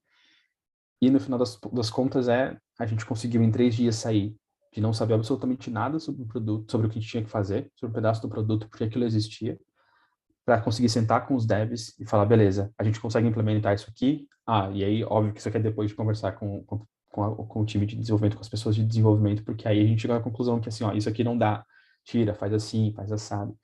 Então, na prática aconteceu, assim, então, eu e mais 2 pessoas do time, com esse Miro aberto em 1 hora, depois a gente aprendeu o que tinha que aprender do pessoal e aprendeu o que tinha que aprender. Em 1 hora a gente saiu com a proposta, que a gente já podia aí conversar com o pessoal de desenvolvimento. E estava certo, assim, a gente estava naquela questão que cai no 70% ou mais, né? A gente tinha mais da metade das coisas muito bem resolvidas e a gente acabou, na prática, parar de mexer a imagem, a gente acabou na prática só tendo que revisar alguns detalhes ali de como é que ia para um canto, o que ia para o outro, para o pessoal de desenvolvimento. Ele falou assim, quando você vai fazer isso aqui, tem um exemplo legal do GitHub, de como é que funciona e tal. Tá aqui, aí o pessoal já colou no próprio board do Miro, então ajuda muito nessa colaboração, você conseguir fazer um negócio rápido, que você não tem apego com aquilo de rasgar e jogar fora. E a gente conseguiu muito rápido entender com eles o que dava para fazer e o que não dava. E aí a gente, a partir daí, agora sim, estamos fazendo protótipo, teste de usabilidade, tudo direitinho. A gente conseguiu muito rápido, um negócio que tinha muita dúvida, por restrição técnica, restrição de tempo, sair do não sabemos nada para termos uma boa ideia do que a gente vai fazer, é só fazer. Tá? Então, essa é uma das minhas favoritas, que eu tenho usado muito ultimamente. especialmente quando você tem pouco tempo e um desafio grande para fazer. Isso aqui ajuda a você ganhar velocidade, você ganhar momento, né? Começar a andar com as coisas, tá? E aí eu queria falar de artefatos, era isso que eu queria trazer para vocês, e eu queria falar um pouquinho dos combinados que vocês podem fazer com os times, tá? Então aqui eu vou trazer, não tem muito visual, porque é mais experiência e combinado, então eu vou falar um pouco sobre o que eu acho aqui. Sempre que vocês quiserem, pode mandar no chat, pode abrir o microfone para fazer pergunta, compartilhar como é que vocês fazem com os times. Acho que é sempre bom para vocês compartilharem entre vocês também. Então fiquem sempre à vontade, tá? Uma coisa que eu sempre gosto de dizer, é que, assim, eu entendo a palavra handoff, mas eu não gosto muito de usar ela porque ela assume que você tira a sua mão, né? Hand off. E eu não gosto muito disso porque ele assume que o trabalho de produto ele é uma coisa sequencial, meio Fordismo, fábrica, sabe? Então, de produto vai lá, faz a caixinha, você vai lá, dobra a caixinha, o engenheiro vai lá, fecha a caixinha e despacha. E não me parece que esse é o melhor jeito de fazer. Na minha experiência, o que funciona muito bem é a colaboração. Você está sempre um do lado do outro ali, o pessoal de produto, de design e de desenvolvimento estarem sempre um do lado do outro. Então, uma coisa importante, assim, só é um produto quando está em produção. Então, isso é uma coisa que a gente demora um pouco, a gente sofre com isso no começo, que é, a gente tem muito assim, mas no Figma estava ótimo. Assim, sinceramente, para o seu cliente isso não interessa. Pode estar ótimo no Figma, ele não está usando o Figma. Então, realmente, você só faz um produto bom quando você entrega um produto na mão do cliente bom. Então, esse é o primeiro ponto, tá? Não adianta você se fechar e falar, não, meu Figma está ótimo, você tem que resolver o lado de desenvolvimento. Isso não é muito bom, porque ainda assim, se o cliente está usando um produto ruim, você tem que, tá bom, o que dá para a gente fazer para resolver? Tá? E aí a mentalidade é importante, assim, você não está entregando para o dev alguma coisa. Você está trabalhando junto com a pessoa de dev para transformar aquela ideia que você tem de produto em uma coisa que está em produção. Tá? E aí é muito importante vocês criarem as rotinas e os relacionamentos entre vocês. Vocês são um time só. E cada time faz de um jeito. Então, por exemplo, vou dar um exemplo, tem, sei lá, uns 9, 10 times comigo no Team Pass hoje. E cada time tem 9, 10 squads, né? Cada um com um ou mais designers.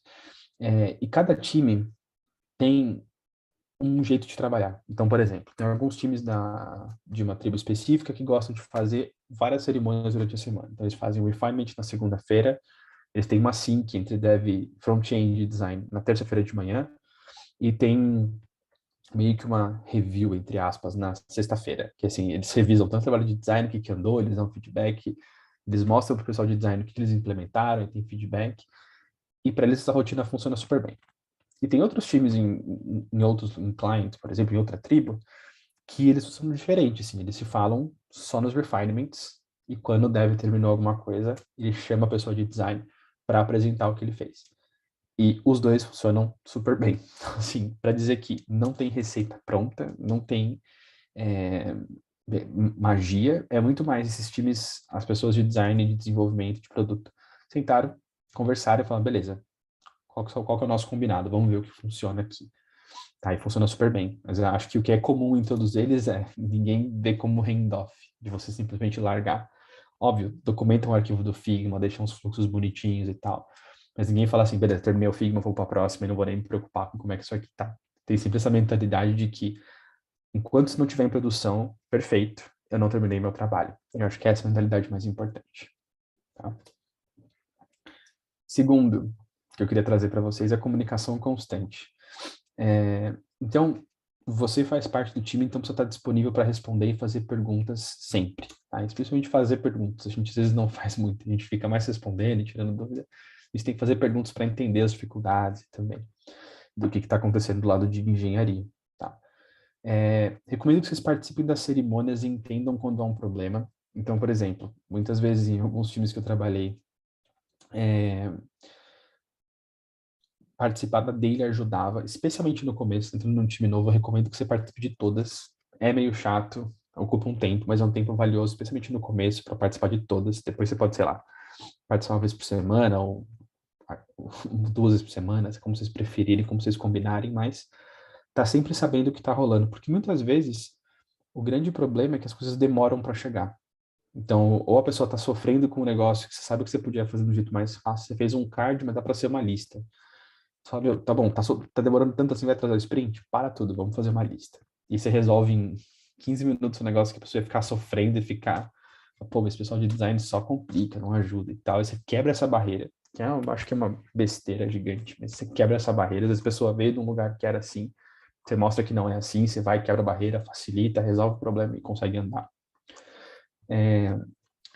E porque você pega esse problema cedo, né? Você não deixa ele escalar para uma coisa maior, ou o negócio ir para a produção errado, por exemplo, você vê só depois, que é muito pior, a coisa mais difícil para resolver, e às vezes você fica no backlog e ninguém resolve. Então, ter essa comunicação constante, participar ativamente, eu acho que é um passo muito importante do que vocês devem fazer, tá? E os artefatos também são boa parte de como você se comunica. Então, capricha. Eu sempre falo capricho porque é isso, né? Você fazer, não só por fazer, mas dar aquela olhada final e falar assim, tá bom, eu teria orgulho se isso aqui fosse impresso na primeira página do jornal. Quão orgulhoso eu estaria disso? Então, dá aquele capricho. Como você documenta os fluxos, em como você coloca as coisas no lugar, em como você nomeia os arquivos, em como você faz a capa, em como você faz os comentários, em como você escreve as coisas. Tudo isso eu coloco uma dose extra de capricho ali, porque isso ajuda muito a facilitar essa comunicação que a gente tem com os devs. Quando você não puder estar lá, os artefatos estão por você. Tá? E outra coisa importante que é, se vocês não têm isso com os times, recomendo que vocês parem tudo no final do próximo sprint, na retro, por exemplo, e façam isso, que é o Definition of Ready e o Definition of Done. O que é o Definition of Ready? Definition of Ready é aquilo que é o que está pronto para a gente colocar numa sprint. Quando que uma história está pronta para a gente começar a trabalhar com ela? Aí, se não for uma sprint, for no Kanban, por exemplo, enfim, mas quando que uma história está pronta para a gente começar a trabalhar? E é lá que vocês podem combinar, por exemplo, você fala assim, tá bom, para vocês, pessoas de desenvolvimento, é importante ter um fluxo? Ah, não, a gente entende super bem. É importante ter o spec sheet, né, aqueles espaçamentos e fonte, tudo bonitinho, não. Putz, pra gente é importante, a gente não conhece muito bem o Design System ainda, a gente sofre com isso. Inclusive, se você puder colocar exatamente o nome que está no Design System, ajuda bastante. Então, você ter essa conversa e definir o que é o pronto, quando que a coisa está pronta para começar a trabalhar, ajuda bastante a meio que padronizar e não ter muita falha nessa comunicação inicial. Você chega para uma refinement, para uma planning, para o momento que isso vai começar a ser feito, uma coisa muito mais bem resolvida e dentro daquilo que vocês combinaram, tá? E o definition of done é quando é que você pode garantir que aquilo está pronto para entrar em produção.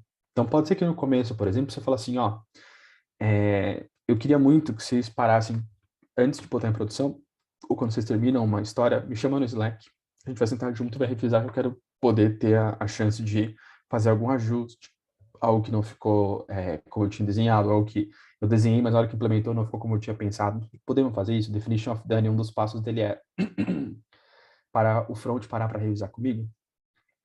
Super válido no começo, especialmente. Outra coisa, a gente tem que validar que a gente está usando todos os componentes do Design System, é um item do Definition of Done.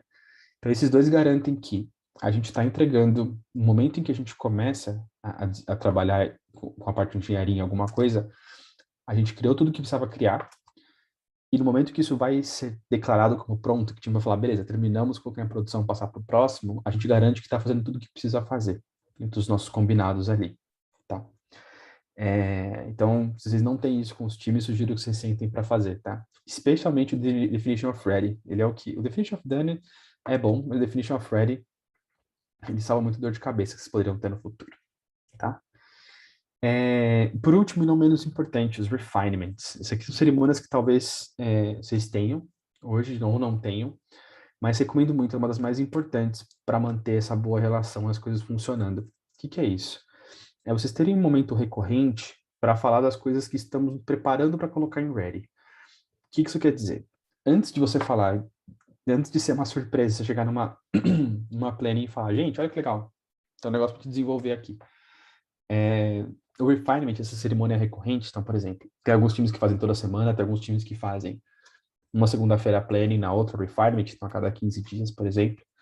Essa cerimônia recorrente que o time de design e produto traz para o time de engenharia e fala, olha, estamos trabalhando nisso, é aqui que a gente está.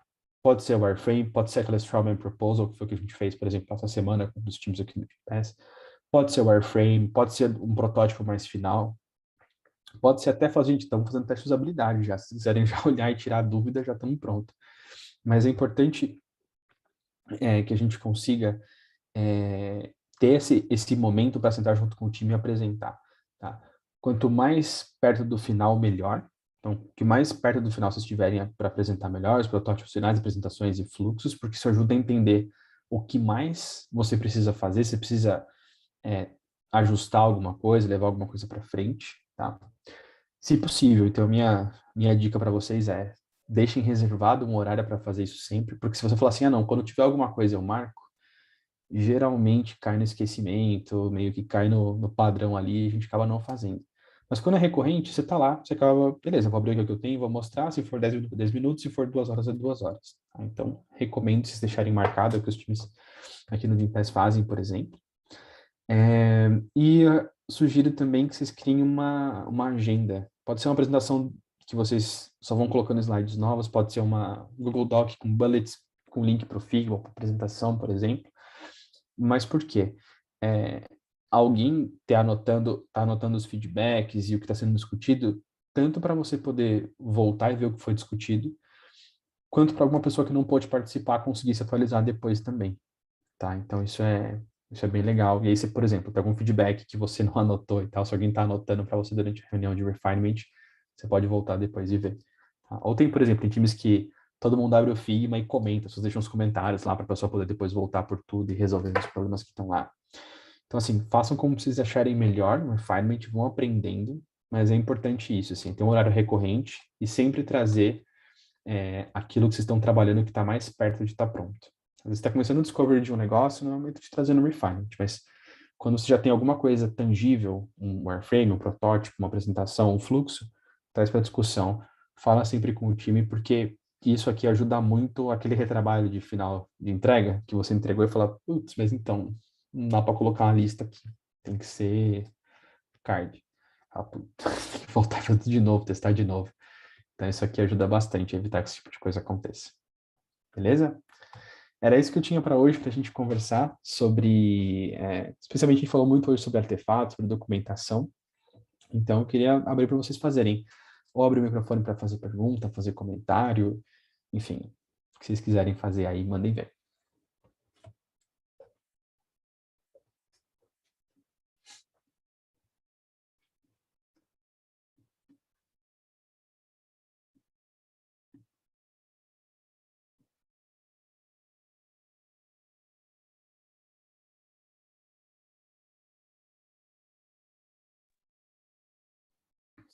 Valeu, Arthur.